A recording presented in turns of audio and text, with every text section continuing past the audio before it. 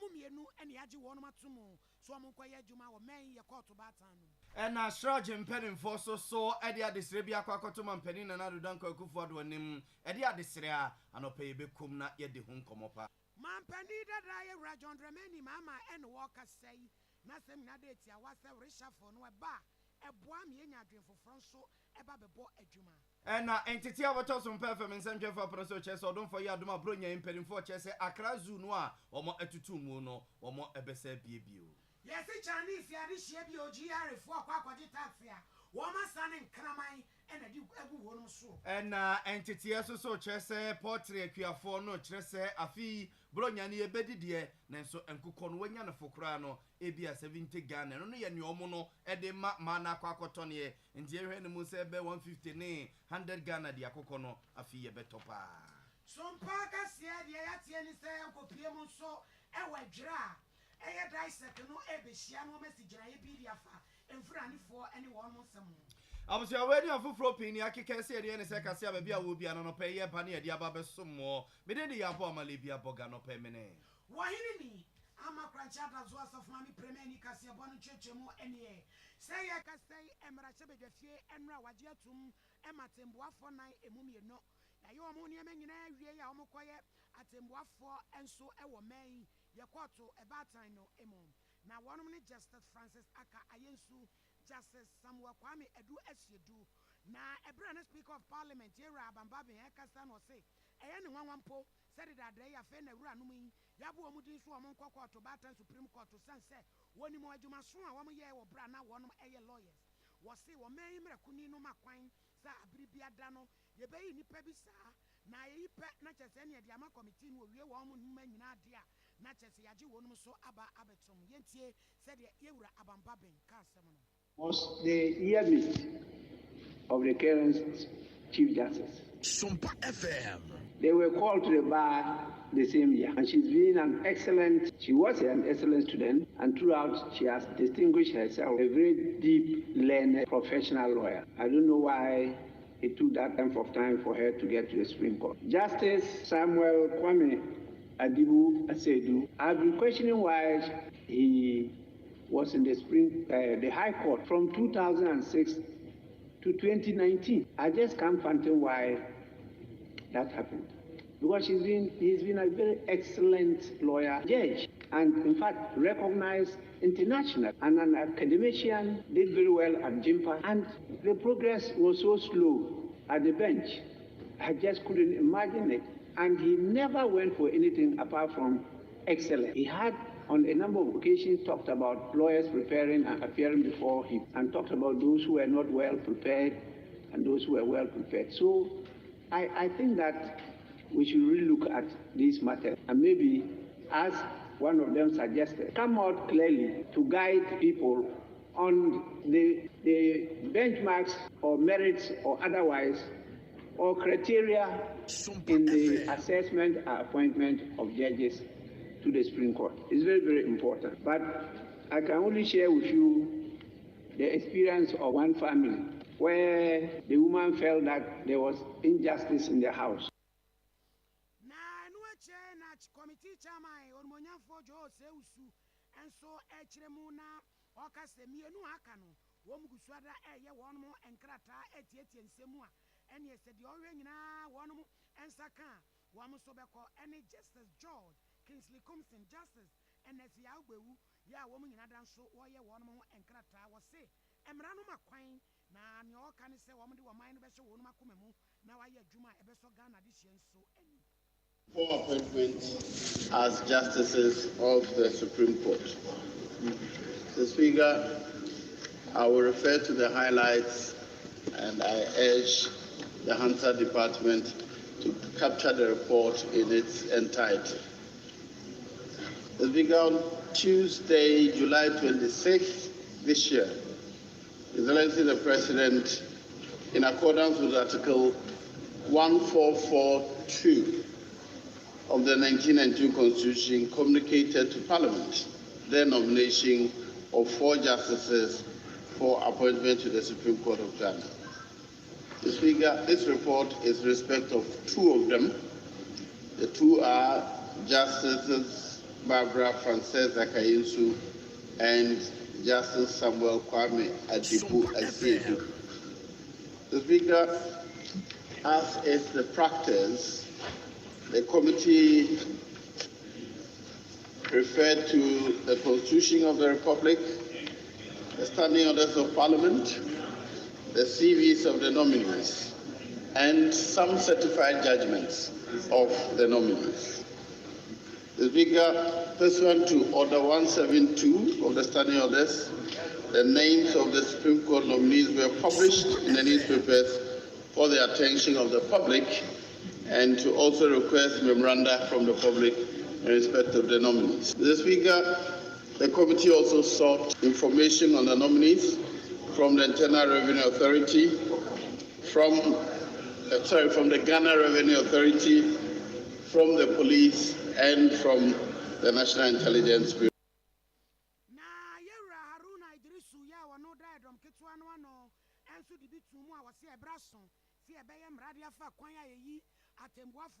Supreme Court no sense was say a draw so do na ko men kura ye yatembuafo mako be say edumiensa kura na so sense mra bia ni unti mampeni na na dan kwa kufu ado afabro nya ho a ene wo pia o mko hosa.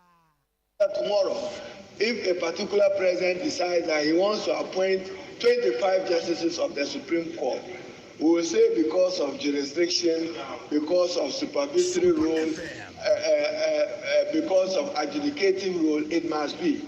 That is what this constitution provides. But Mr. Speaker, it has always been my position that Ghana does not need more than 13 justices of the Supreme Court because you can empanel from 5. The Chief Justice can empanel from 5, expand it to 9, and expand it to 13. That should be it. So this parliament somehow must find a way to limit the numbers of justices of the Supreme Court that the president can appoint.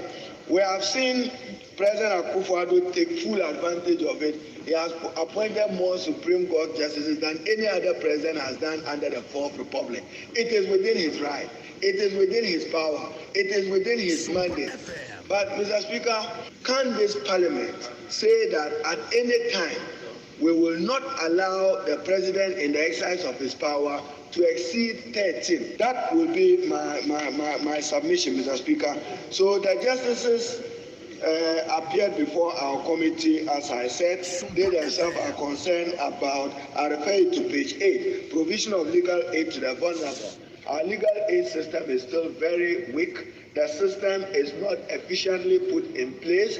They are still struggling for lawyers to be able to work in the name of legal aid, and we need to do something about it.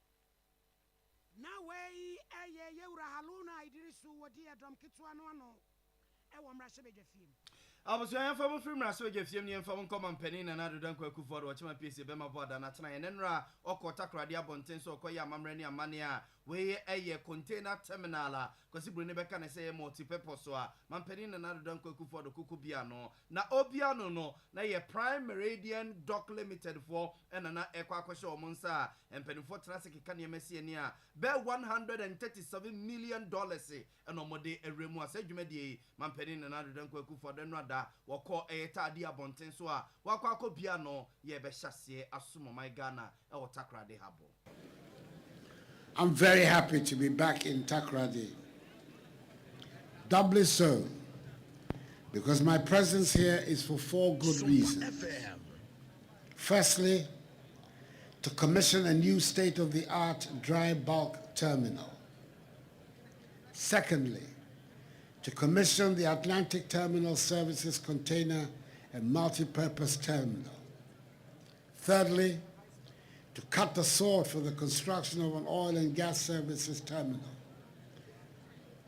And lastly, to launch Prime Meridian Dock Company's floating dry dock. These interventions will enhance cargo handling capacity, maintenance and repair of ships, and also meet the demands of the riggers of the oil and gas services sector within the Takrade Port Enclave.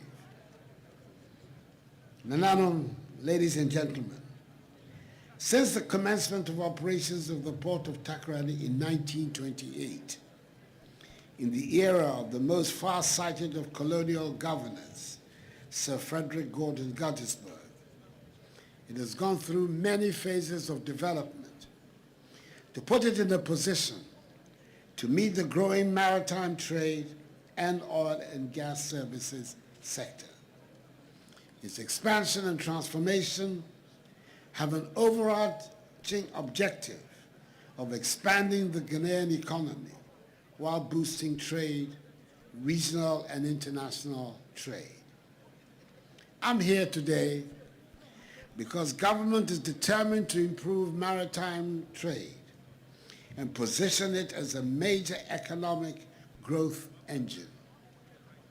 The port of Takoradi was conceived mainly because its initiator thought it was an ideal location for the export of raw materials with which this region is endowed. But as I have said on many occasions, the idea that we can project our development goals on the production and export of raw materials and still think we can rid ourselves of the shackles of underdevelopment and poverty is not a well-grounded one. We've gone past the days where the port of Takoradi was seen to be the preserve only of cargo imported into the country. And Takoradi, the port of Tema, was seen to be the preserve only of cargo imported into the country. And Takoradi is seen as an export-oriented port. My government has never been a believer of that notion. And to demonstrate this perspective, government has worked hard to modernize the Takoradi port and diversify its reliance on export of raw materials like manganese and bauxite, which has never yielded high-value returns to the country. Mampani na narudanko akufuado ena yetene nkanu. Mampani da yera John Dramani Mahama en waka say wasi abribia da ben bi woso na soafo obesakra wonum. Dear friend is a reshuffle no. Eya de eboa pa ade adwenfofro enso ba mamu onum. Ghana fo bebre en e kasa se na narudanko akufuado na soafo ni bi atran wa chedodo ebe ya nko onye nsakramu na enso besi nei obi anko no obi ema ye nyina ejina fa akote salvation for banya ye gina ya nemu na mampani dada mama no okasa academic city university college asemu a okasa he no was thinking critical decision in the decisive moment as a leader and was say so ya banya biribi abere shafo no eto da bia yese nipa no kura wanya de o bad ne kwaso e bia wutimi se won wakoye dwuma papa e ma de woni mu ni nyina pie eti ehia say wodi wonum betie gu mu na wonum aye adwuma wote so mo so afo bi tina ba bi fa ko no aye wo he wo ho na wakoye wo he no a wo mo ne ye adwuma no se nipa we so wo untouchable pe na de wo ha no sunsuafso e de abre aseye no. Shuffle of ministers. You know, you have to, after a while, take a look at the performance of your minister, and based on the performance, you must decide to drop some people, and you can also decide to shift some people to other places. They are probably good, but they are not finding their feet in the ministry you send them. And so after observing them for a year or two, you see that, look, I mean, this person will do better here because of these qualities he has. And so you move him there and you bring somebody else. Aside from that, sometimes you take decisions to move people because you don't want them to create kingdoms in the ministries in which they are. When the staff of a ministry or an agency know that this person is untouchable, then it does not bring out the best in them because they know, well, he's going to be there forever. And so even if he's doing the wrong thing, we can't say it, you know, and it becomes like a fiefdom. And this is what is happening today. There are some of the ministers who treat the ministry like it's their property and that they brought it from wherever their hometowns are, you know, and that they are the monarchs of all the survey in the ministry. And so they keep everybody, you know, in fear of them. If me and President were children together, we played gata to gata. We went hunting with catapults and we climbed trees to eat mangoes and all kinds of things. So some people have known the president since, the point I'm just trying to make is that some people have known the president since they were children together. So somebody like that ends up in a ministry and he feels he owns it. And he says, hey, when me and the president were playing gata to gata, where were you? You know, and so they might be taking the wrong decisions, but because the president doesn't have the courage to move them, then it becomes a problem. John Dramani Mahama and our no so chirana joino. I was young from Uncle Sraja for so atena ye, no more the distributed to Mampenin and other than Kwaku Ford when him send any china, Senko Yan Kebebwa pa, Amakata dream dear can proye, yet me to us Yakaka may more. And I say, Ansani Bepa will be, say, one qua Benjamin, Okukuta di Brebi Sebia, or bear soft for be the H3, and I say, Bicroca, AC or DC, Bino. Yes, you were Japadia won na. For better to be yesterday, a man saying in Tium, a man saying who be say, who quite minister no, or quite deputy minister no, or quite DC no, now Kaya wine, or Kaya tray, was assassinated too, no crowd or pay do say, your friend assets declaration law, and I'm so much raging penny for Sreman penny, says some running at the year Juma. Ebebo pa emasike die basa krono basa corruption yetimetu tuasie yera Joseph Wetala waya pene kwanche fa wotu asraje ano and on the side sire we eto mampeni na nado dan kwaku fado anim. Assets declaration is one huge area. We're dealing with about 500, and the nature of the public offices is something that is interesting. One complaint alone, through a right to information request to the Auditor General, has enabled them to know the number of persons who have not declared and the people that have been brought before the Commission. About 500. About 500, roughly speaking. Now we also think we are looking at also who would have thought that the judges, Superior Court judges, would be under the scrutiny of the public.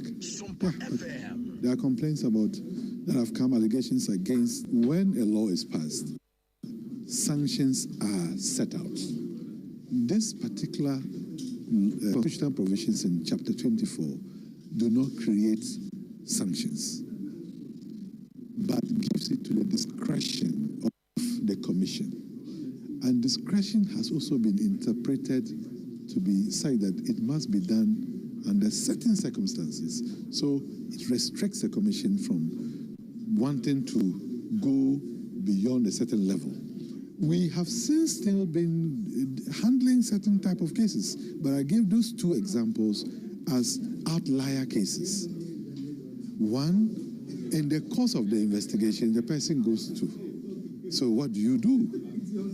And then the other one, the complaint comes, but a day before the complaint, the person had already gone ahead to declare. So what do you do? Abusia, nididi Joseph Wetala on a penny kwanchefa uti o my Ghana yeshira jano Commission on Human Rights and Administrative Justice and yetene. Can no actually and also for the church show may yatten training once and some so on Racrona Sasu ya ban lawyer penny abedi lawyer Alfred Tuan Yabua so edekakra so sad is ya or penny at a toman penny anymore.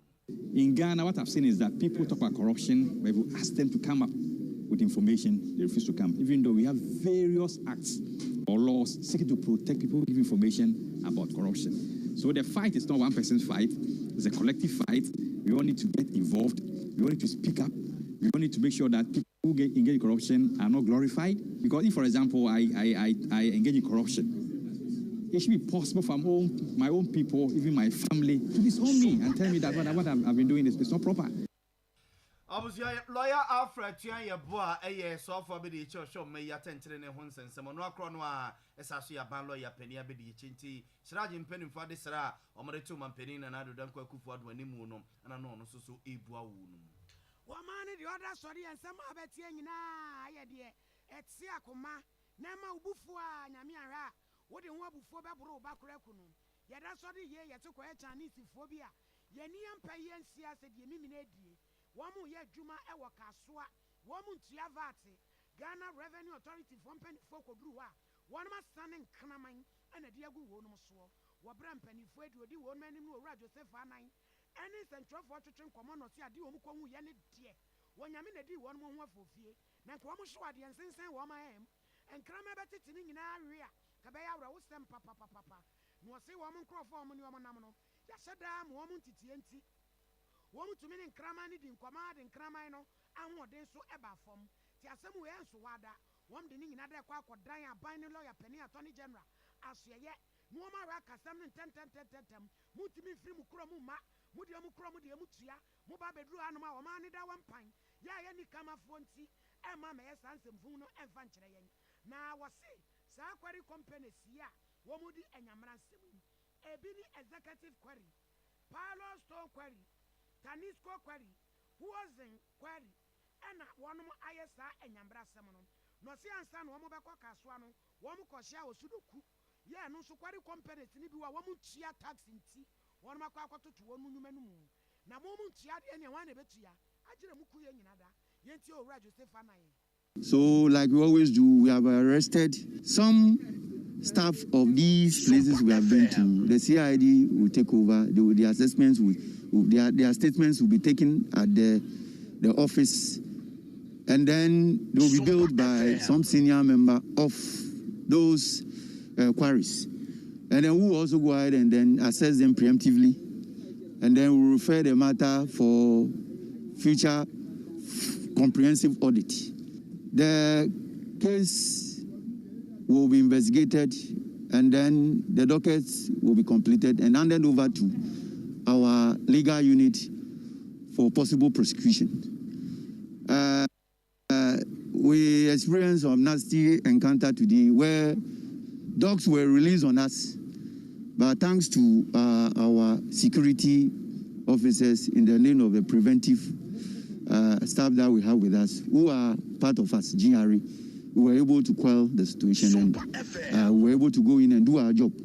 But this very company, that is the quarry, will be dealt with for trying to push it back by releasing dogs on us.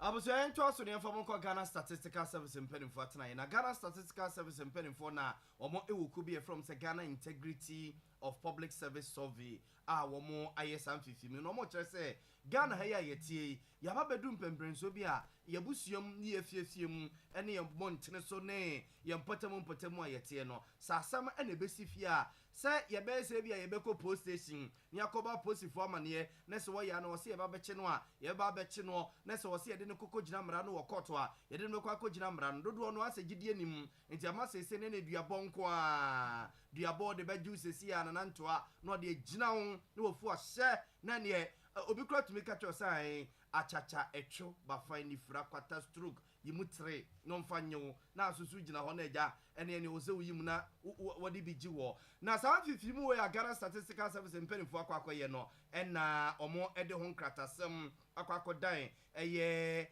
chese shiraje mpenifo abam eno eche yoko mpenifo no nyina babamu a omo de ho nkratasem akwakodan wunum na omo chese na omo di International Anti-Corruption Day and omo ye something sibu we a omo ede akwakodan mpenifo de ba say no na so mpenfo nsentwe for ye se ne yenti simu e ne nkobisa mranimfo no se ne ba ne say and oh my God ya ba bedru ba bia ejina sesi a sasem sifie yenya akukudro anase yenyigide wa posifom ene mpesa kwa lawyer so na kokotu mpama bia kotu obuasa asumesi anase obenten asemu esi ye una dibi ma anase ona adifoi eno nti Dr. John Baden ayemranimfo abusia wa bene pa oh my God ya mamra constitution ya mamra ni chairman mo Sompa FM nsantwefo ne ndidi ko muputan se ne koba ne se nie ya se di asem si aduabonko a achacha etweba fani fra kwata stroke ene de jeje amanfo se yi adena wa how yes yatete ye nyina enti obi o no so dia nim dia no sa na yatete no say obi ya obone a e bia sa kwan we na fafa so ti no upbringing cultural values and say bi no feel say the legal system no enya convenience say semre sika na say yeah na bi o asabe on system no so as no bi o ha bi asabe the school call enu achi enti just oni appreciation for the adversarial system enti ni nyina aka ho enti na we choose non-legal ways to say no that solve problem now but most times so route and solve problem minimum success rate of alternate routes minimum success rate just crofo p no kra na say scan no kra na crofo p we have problems paying lawyers, which is unfortunate. So it depends. And there's how a lawyer need trust and as a lawyer, you know, or feel with circumstances. No, bet me, abo. Ebema mrachi atichiri ohiani. Ebi ohiani no, I don't say. So sabi se wuni memra. Eya won tan yam from sopi. Wuni memra na sometimes they are na nam na wo from. People must have courage to look for lawyers. Na me practice you say obi owa won be hwe lawyer say bibi di tia no ansan waba. Obi timi koto asase won ma lawyer ni ndi nanim ento asase. Obetua sika bebre afa de ohunu asase no o register nye yi anasa asase no chire manso aba ho a ansan wa hwe lawyer. Enye ne kwan so a. Bibi a wuye bi asa won tiase na wuhia counselor. Na wo apɛ lawyer ni bi obetimi achechire mu. As an advice bakakra ebetua ma lawyer ntina yenye. Abusuanti Dr. John Bay dini yemrenim din a wabene pa. Oh my God, ya mamra constitution ya mamra ni chairman mu na no cheche nsemu kakra e de kire ni enti a ya ba bedu ba bi gina sese ya dua bonko a ene ye di yiye ho no yi. Ase achacha no na bro. I'm friend say. Fuma koshi. Ana de ene embaraka so. Kompo. Na Timaland. JP. Eno ne ye de JP. Ena twene ye de ya. Na say ndi ya ga kinki.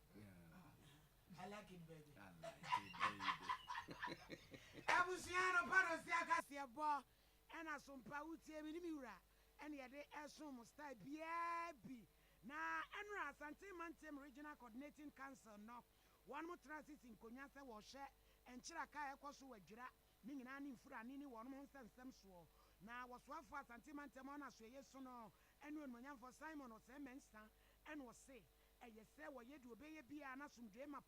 It me fun into my pants to France and say no, any meeting, one more on one agenda. Or the assembly to jar, no inauguration, the regional peace council, no, our RCC on Monyam for Simon or Semensa. If I plant my maize, I don't think the maize can move. The element that moves is the cattle. So if I go to sleep and the next day I come back and cattle has consumed all my crops, the person I have to blame is that is the cattle owner. We should find a better balance between the rearing of the cattle and the crop farming. When we meet, you take a decision on that. All that we've informed the chiefs and people of Fedra that they should exercise some patience and some restraint, and we going forward, we find a solution to the problem. Now we are a board member, the National Peace Council. Nana Ajakuma do fear what was so emienu, and so Castadia Futuama won't say, Woman Quaya Juma, Woman Modern say, Woman Bay Jumano, Ewa Asumuje, Na Fay, Woman Fa, one Makumanina Juman, and Nebebuama, a drum and asset memufono, Benya Wumujidi.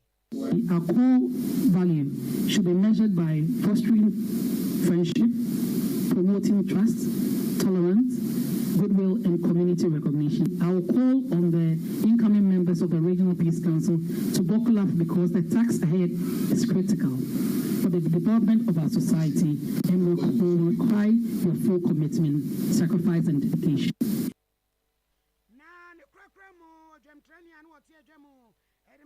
Regional Peace Council, Reverend Benu Abubakar, one also at the Kakra Etsoso.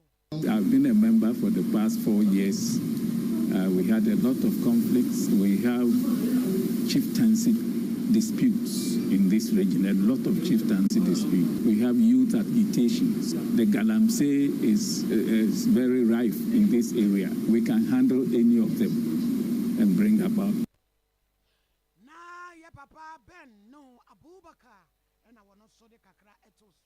Abusia yamfa monko eye Accra Zoo na sambeka hye nso a bemre kakra ni Achimota Forest abonte so se wo ya na se no wabodam se dia de na na ha no se dia de na na hye ne so woko wo se woko zoo honom no no hwese ne yesebo no wo si dani buo mu fa na wo si dada no ho ana kese ne ko ado wo ne sebo ne bedi agro so beko akochi no se yese ne mane bi na na opeso chichechi wo no mu ene ne yesebo yi ti hye ne so nya asem ketoa de ne ye hanam ma na se abusia nam so ma emperimfo to eye Achimota Forest wo mo ezu num eye se e wo sam fifimu ekoso ema ne nam so ema sa arehosem ni siye no wo mo atimi asi ano enam so ma entete ya Sompa FM nsem twefo aba betu apono so e kire se ene perifo ye nhyehyeye ama Christmas ane bronya ya ebei entete ne se omo ebie ama dofo empani enkwada obi a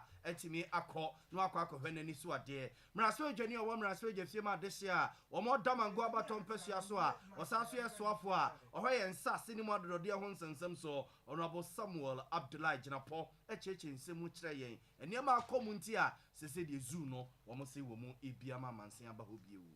Just come to reopen the Accra Zoo, which was closed down a couple of months ago when that tragic incident happened. The Forestry Commission, under the leadership of Mr. John Aloti, have worked very closely in ensuring that a more enhanced security features is being put in place at the Accra Zoo. And I'm very satisfied after the tour that I've just completed, that these security measures will go a long way to keep this zoo safe. I therefore call on Ghanaians and foreigners that Accra Zoo is reopened to the public. And indeed, they've even upgraded the animal species they have at the zoo. Now they have a zebra, and as you can see, they have lions and all kinds of animals. So Ghanaians who patronize the zoo, because we all know the benefits that nature does bring to all of us, and therefore I call on Ghanaians to patronize it. So I'm very happy that we've been able to work around the clock to get this zoo open. We have plans to enhance and upgrade the Kumasi Zoo, and also plans are far advanced to construct 3 new zoos in Tamale, Koforidua, and Takoradi. The plan is that eventually every regional capital of Ghana, all the 16 regional capitals of Ghana, should have a zoo. We do know the contribution of zoos, ecotourism, and other nature-based tourism, the contribution they can make to national economy. They've done so for the United States, they are doing so for Kenya, for Zambia, for Uganda, and for several Eastern African countries. We want to replicate that here. Abusua waye so for hwe omayi yensase ni mu adodode ho nsensem so yewura Samuel Abdullahi Jinapo ene yetene ngen ye ko egwei na say ye kasei ye rekwan say ni dis time ayokuo one more etu aba no mayi eye youth organizer any women organizer na said the omo boabo omo ho na wo che besi won bia kwatentam so ni kasie mu e won krapumpuri mantem nti ye nua be ma Eric Anan e wa ma eje Anan Hinini. What in there no? Yamanado. You be aboko. Yo na. Edi na ekwaso e wo ho aba say anything say.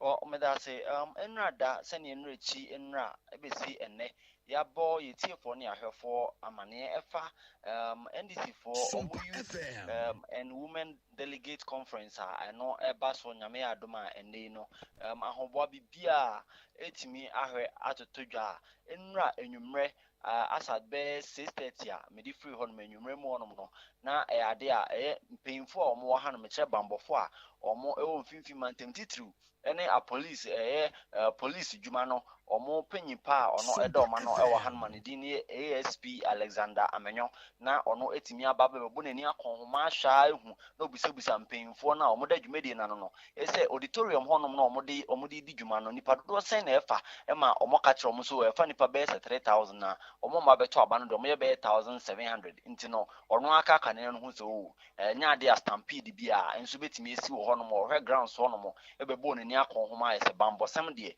enra o hwe police nkentena woma oma be pie mu wo honom enwumre na ena no pom be boabo mo ho etimi aba ke university UCC omo nek ana new examination center honom mo to aba no enya asem keto akra na ohini ni etifi asem a ende no ade a NDC chinyama yoko na etimi ahwe atebiri ede atu dwumadi a ende ekoso me kire omo elections no so no omo kire ma sem ye kan ya santi kasem a sie nyina ye pampansom na yetimi ahwe aboa ama ensesan ababrofo no mu no o se rallying for change no ene etifi asem a omo ahwe ede ato ene dwumadi a eno ekoso no nti o be piem wa no ma delegate ni nyina enre nwumre ye wo honom no wo honom a dia o free upper dintra east ne o free upper dintra west no aba ne o free upper east upper west nti se omo nyina aka na omo bomo a omo man de me wo ani som se anye bia no ebe na no pa be 8 am de na obi etimi aba be pie mu e wo air grounds ho no mo a abato no etimi a hye so mu kyerem na no pa around be 8 na bibia enso etimi efri ase e wo edwumadi na ase a mehwe na ade ahobo enso egu kwan mu a enche bia mehwe na medi mani akwa pie mu enso e wo ho no enra de menka semfonyin dodo na yehwe de som yetiefo ntinene yehwe na yabon on anohoba esende no ne yebeto fom ho no mu bia ne yepane mpa yebehwe na yetimi ede asomo mo se ne adwumadi no enso esitie dande nyina yede esomo mo no hini yo Eric ani ebeja ona de wani ade eche kopem se nwumre no na afa de ebesie bia da wa masompa ni afo ne yetiefo so aso ate onyamisha yenu abema Eric Anan wono na wotwamfo ni tu enkrabo free emfifi mantem krotam igwe emo enwode bayi this year, you could have a way or national planning committee. No, or more ebo aspirants in Akoko. Yatete say if you are an run a Jubisiano pay no delegates in a Quacotobano, or my campaign campaign, and who baby or mafa. Hotels or Mubuki de Mauno, or Moko Honum no be any say aspirants, no, as a so Makugu baby near the idea, or Mumu baby, or more and yes, and the National Planning Committee, no, at the one and Emma aspirants, no, while we pay you to organize the day, while we pay women's organize the day, master take a campy delegates, no, say it's your party, Nimra, into my hair, some big guys are there, no, or Pariadu Jinamana, Bruja Jemfi. So a Jinamuna one young man be so Anna Bisu Mago so jam. Now what you saw Modos or me about 14 or 12 woman organized so me 14 or 12 say a listen at me who ye say a clear or munina me about 14 or 12 and no go to Anna Bisu head you it's open here Alex Segbefia where chairman Emma Congress Planning Committee no on our this statement we have said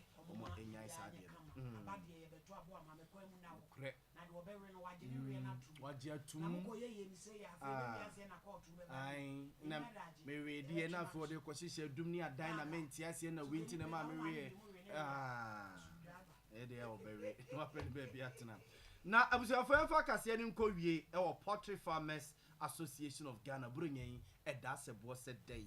Send your more dinner, Coconia berry. Nancocono, a year barberry, no, and a bushia. Poultry Farmers Association of Ghana, the Krataba Bonte, Catray and say, Ian Shesa Pumunzu, na Ncocono, or Matutum. A bear now watching you know a chemuno, na and Cacocono Pebaquaria. Said dear Crano, so Pebaquaria, Percuta Bay 55 Ghana cities, according to Poultry Farmers Association of Ghana. And Yana, Yantonis, I would Jomo. Maybe a moment the enamo came, but now could Jomo and Tisamum, Nti, open Victor upon Uswe Nentisa. And to our chesa, or more Poultry Farmers, no, a cabana watching, now watching me, Nuami Aquacudi Brunye, almost so much to talk and cocono boom at the Ababigina 70 Ghana cities. Omo the Ababigina 70 Ghana cities. Nina, a nuane, a nuro, any idea, or more a demand cocono and a bono, a printy, and a more etusa and a way. And the Poultry Farmers Association of Ghana, a corner Casepa president, Yera Victor upon Usu a J and on Indianum at the Sakrata way about Bontin, said Poultry Cocono, and that's a boy a berry in the Brunyan, into 70 Ghana, and I just say when you're a 4 crown. Was soon sa na umzani betom tibi ya mo boy ho preko Rosina no ejiri na o say de anya zange Rosina no ejiri when de na momu o tutwa ga sema na momu nti na aye eyi ohene yemfa kase ni nsi na menye announcement kakrai na yo na announcement ne se Arabia we the opposite phone the ababeda yese Arabi a friend say comfort ousu our tea house number omusu onun Ashtown Kumasi Abontin so ya the telephone number yes 0544735459 0544735459 opposite phone che so the branch bia wodi mfie be dumien sa 13 years ya the dia ode ba ye blessing or say tutu blessing or say tutu a oko school ewo Abrepo MA Junior High School oko school wo Abrepo MA Junior High School we nipa tuntum na mo so odi akola ne ba nwum enra nwumre be no nsia mu ho no mo na o kire se ohun se akwada ne nam kwa ho de nani a kire tachimankwa no so saa no wo kwa ne se wo ko obuza ne se wo pedie wo free he te he ekọ he akwada ne ne ye ne ntoton nti ho e na odi ne ba post station a posifo so se ne ye ntie e ma san ente na mo nse ne so se eja akwada bi e friend se blessing on say tutu a wadi 13 years ya wadatum a oko school wa Abrepo MA Junior High School abusua se obano no se onana bi no se odehie no a wonyira umum no wayira into do ani kire Sompa FM ha anase post station bi e ben wa okwa akwada no wonsa ebeka no into we e krata aposifo bede ababe dan yen anopeya yo Sompa juma ni bi pedan na also open wode chem so okay one room self contained bi okay na che se dan kraba akwa janan ni jade no hyimu ai was a friend pa che won page antibiada nti ye 0242 053877 so will be a 0242 053877 na me a wa mami anso me pedan okay me pen obo krom so ame na say patasi okay nti say me so me pay ada say 1 bedroom and say 2 bedrooms okay nti wo so will be a I from me was 0242 955 893 me page anti dem to me ntuamoka 0242 955 893 na me no metina fefe come on bejo na ho fi ho kwani ho dani akama beja wa die me pra ba me na pra me de abo ama me pra ba kuma ma na here say Silas say birthday Silas birthday bi e wa hase o say eye Mariam uwo eye mankranso biem so aha mankranso biem so mankoko akulei abo wo wina mo de be fie woni ka chire birthday ka chire obi aguna e de tatre no ama enti Mariam ye ma happy birthday wate say eye ukunu selasi o so nua be ma selasi o say obra selasi o ene ye ma happy birthday ana me a me yire pani Victoria Mrs Victoria Aqua esoso ene ene birthday ai ene odonfo edi nyasem kitu medica ai Mrs Victoria Aqua oye ECG Senior Commercial Assistant Billing and Revenue Officer mekra onamo ya bo amadi ope woman with enough meat na birthday secretary 5,000 I can say 5,000 panu 2,000 poverty me oh you na mende medini na woche ye kaka edi Mrs Victoria Aqua happy birthday wate yakopon wonhira na kwatenti ahoden wom wonfa ennom yeah papa nana J manachi ulumai o nyini da yo ti ano ti o nobody oni wo yere oni yemfu ai anti mtini kachi oh bende ti papa nana J yemwachi anope pa tumi so me kwabo ho Justice Api entry Maslog boss okay Tony Ahafu and papa Eda from Tiano pay a pack of justice okay okay so oye ye no obo ho my pack okay for more okay na wansu ye and we asante ebo a ayi ye nua Benjamin oye news editor wo TV3 ni nua ba Ben and then no more ye no war ye say agrek ngomase yenua Benjamin Edu a news editor with TV3 ni nua ba sewa and then na yiyo no ekoso e wo agrek ngomase na no so papa kefa Dr. Fa o de boy So Sompa Ketachew cry, okay. by if I'm say was Mampany Fonsa